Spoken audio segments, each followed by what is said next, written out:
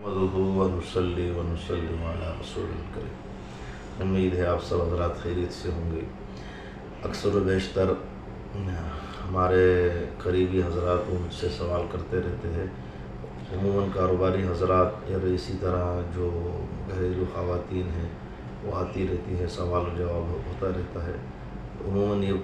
کہا جاتا ہے، پوچھا بھی جاتا ہے کہ بھئی گھر پر یا فرد پر جادو کے اثرات ہیں اور کوئی کام ٹھیک سے ہو نہیں پاتا، بیماری، پریشانی، اس طرح کے دوسرے معاملات ہیں، حسد والے، نظر والے معاملات رہتے ہیں۔ تو عموماً میں ان ساتھیوں کو اکثر و بیشتر جو بھی میرے پاس آتے ہیں ان کو یہی کہتا ہوں کہ اگر آپ نے ان آخری 3 صورتوں کا اہتمام کیا تو انشاءاللہ اللہ سے قوی امید ہے کہ آپ حضرات پر کوئی بھی ایسے اثرات جو حسد کی وجہ سے، نظر کی وجہ سے، جادو کی وجہ سے یا کسی اور سفلی عمل کی وجہ سے ہو گئی ہوں تو انشاءاللہ آپ کی حفاظت ہوگی۔ مغرب کی نماز کے بعد اور فجر کی نماز کے بعد 3 صورتیں کا اہتمام رکھیں، قل هو اللہ احد، قل اعوذ برب الفلق، قل اعوذ برب الناس۔ اور عموماً سوتے وقت ہم کوشش یہ کریں 3 مرتبہ آیت الکرسی پڑھ کر اپنے اوپر حفاظتی جو ہے اس کو حصار بنا لیں، تو انشاءاللہ اس سے بھی آپ کی حفاظت ہوگی۔ اور سب سے بڑھ کر یہ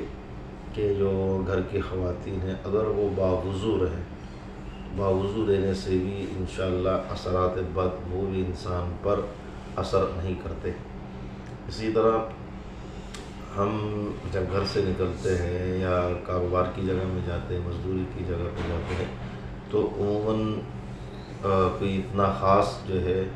اللہ کا ذکر یا کوئی اس طرح کی چیز دھیان میں نہیں ہوتی،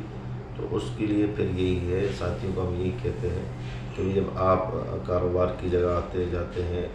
یا گھر سے نکلتے ہیں تو صبح کے ٹائم سورہ یاسین کی تلاوت کر لی جائے، اپنے مقام پر جہاں آپ کام یا کاروبار کرتے ہیں وہاں پر سورہ یاسین کی تلاوت کی جائے، تو انشاءاللہ یہ جتنی بھی چیزیں اگر ہم ان چیزوں کو کرتے رہیں گے تو اللہ سے قوی امید ہے کہ اللہ رب العزت کی حفاظت ہمارے ساتھ شامل حال ہوگی، اللہ کی مدد اور نصرت ہوگی۔ تو انشاءاللہ یہ جتنے بھی حسد، نظر اور جادو وغیرہ کے اثرات ہیں وہ ہمارے قریب نہیں آئیں گے۔ یہ صرف اس وجہ سے ہوگا کہ ہم اعمال سنت کی حفاظت کریں۔ اگر ہم یہ کرتے رہے تو انشاءاللہ کامیابی رہے گی۔ اگر ہم اس سے نہ کر سکے تو پھر آپ کے سامنے اور یہ ہمارے سامنے جو حالات ہیں پھر یہ اسی طرح رہیں گے اور ہم ان سے نکل نہیں پائیں گے۔ اللہ سے دعا ہے اللہ پاک ہمیں اس پر عمل کی توفیق عطا فرمائے۔